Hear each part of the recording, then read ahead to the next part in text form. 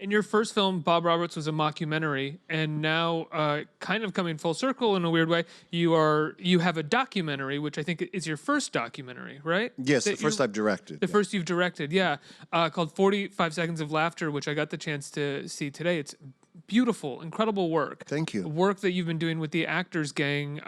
Can you talk about this a little bit?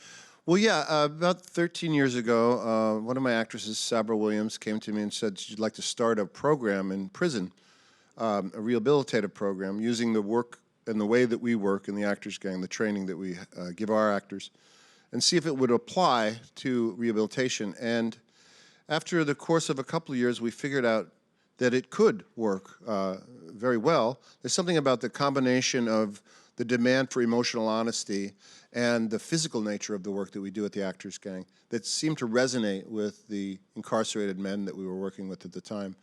And we soon found that it could have a transformative effect on their lives. Understand that in prison, there's one acceptable emotion. It's anger. And most people, in order to survive, put on an angry mask on the yard in order to survive.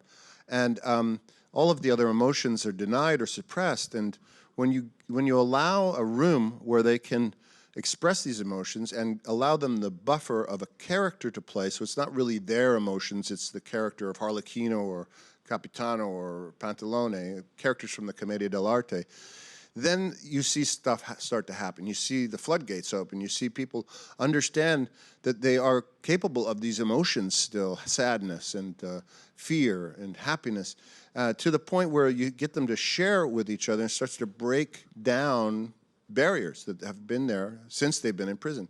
Racial barriers, gang barriers. Every time we start a class, we ask that it be racially mixed and that it go across gang lines.